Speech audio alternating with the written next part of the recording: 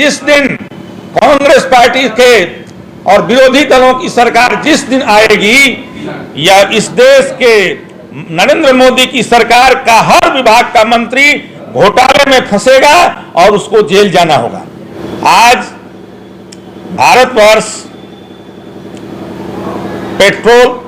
Petroleum पदार्थों को आयात करके अपने यहां रिफाइन करके दूसरे देशों को 35 रुपये प्रति लीटर के दर से बेच रहा है और वही भारत की जनता को वह 95 और 108 रुपये के दर से मिल रही है।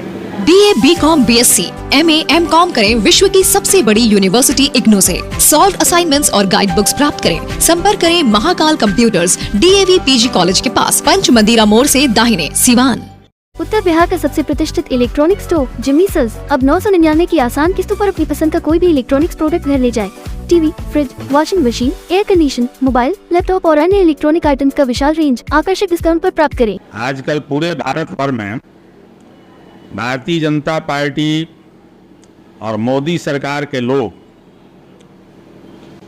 घूम घूम कर यह प्रचार कर रहे हैं और एक उत्सव जैसा माहौल बना करके आपस में घूम रहे हैं कि 9 साल बेमिसाल, जबकि वास्तविकता यह है कि 9 साल में मोदी की सरकार ने देश को कंगाल और बदहाल कर दिया है।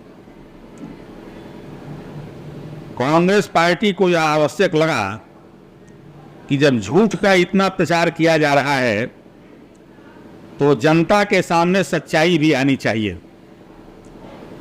इसलिए अखिल भारतीय स्तर पर आज कांग्रेस पार्टी ने अपने जिला और प्रखंड मुख्यालयों पर प्रेस कॉन्फ्रेंस के माध्यम से बिहार की और देश की जनता को देश की वास्तविक स्थिति और भारतीय जनता पार्टी के सरकार के 9 साल के कार्यकाल में इन्होंने देश को किस प्रकार कंगाल बनाया, नौजवानों के रोजगार किस प्रकार छीने, महंगाई इन्होंने किस प्रकार बढ़ाई, इस बात को बताने का काम हम कांग्रेस पार्टी के कार्यकर्ता कर रहे हैं।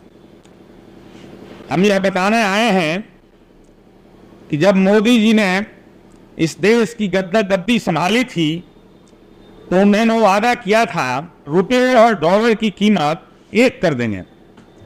वह तो वे नहीं कर सके। हाँ, उन्होंने पेट्रोल और डीजल की कीमत एक जरूर कर दी।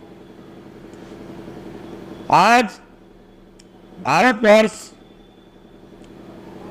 पेट्रोलियम पदार्थों को आयात करके अपने यहाँ रिफाइन करके दूसरे देशों को 35 रुपये प्रति लीटर के दर से बेच रहा है और वही भारत की जनता को वह 95 और 108 रुपये के दर से मिल रही है। कांग्रेस पार्टी देश की जनता से यह कहना चाहती है, ये जो भारतीय जनता पार्टी के लोग अपने 9 साल की उपलब्धियों को बताने निकले तो उनसे ये पूछें यह खेल क्यों चल रहा है। आज के इस अवसर पर हम इस देश के नौजवानों से देश के नौजवानों को यह संदेश देना चाहते हैं कि वे भारतीय जनता पार्टी से पूछें कि जो 10 लाख अनुशंसित पद रिक्त पड़े हुए हैं केंद्र सरकार के, उनमें 75,000 रोजगार मेला लगाकर यह जो तमाशा किया जा रहा है, इन 9.25 लाख रोज नौकरियों का क्या होगा। आज जो इस देश के ऊपर मनमोहन सिंह के समय में विदेशों का कर्ज 53 लाख करोड़ रुपए था, आज वह बढ़कर तिगुना क्यों हो गया। ये जो देश के विकास का ढिढोरा वे पीट रहे हैं, वे पैसे कहां से आ रहे हैं। आज हरी सब्जियों की कीमतें आसमान छू रही हैं। जो टमाटर किसान 5 रुपये में खरीदते थे और किसान जब उसे 2 रुपये प्रति किलो के भाव में बेचने को मजबूर था तो आज वह 140 रुपये किलो किस व्यवस्था के अंतर्गत चला गया। आज सभी हरी सब्जियों के भाव 50 रुपये से ज्यादा हो गए। आज अरहर का दाल 180 रुपये किलो बिक रहा है। इस प्रकार महंगाई बेहिसाब बढ़ रही है और रोजगार के सारे अवसर समाप्त हो गए हैं। यह बात आज के समय में, आज के दिन हम भारतीय जनता पार्टी के सामने यह प्रश्न रखते हैं कि वे इन बातों का जवाब दें। मोदी सरकार का खेल विचित्र है। यूपीए की जो सरकार थी, वह मनमोहन सिंह जी और सोनिया गांधी जी ने सूचना के अधिकार के रूप में भारत की जनता को एक अस्त्र दिया था, जिसके द्वारा वह सभी विभागों के कार्यों को जान सकती थी कि ये पैसे कहाँ आ रहे हैं, कैसे खर्च हो रहे हैं।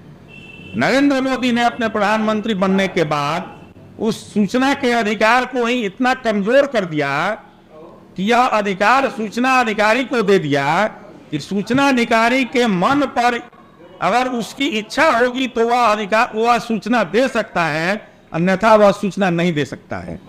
और न्यायालय में जाने के लिए प्रमाण की आवश्यकता है, और प्रमाण किसी भी व्यक्ति को, किसी भी विभाग का सूचना के अधिकार को कमजोर कर देने के कारण भारत के किसी भी एक्टिविस्ट को नहीं मिल पा रहा है। यही कारण है कि हम इस देश में जो घोटाले हो रहे हैं उनको हम उजागर नहीं कर रहे हैं।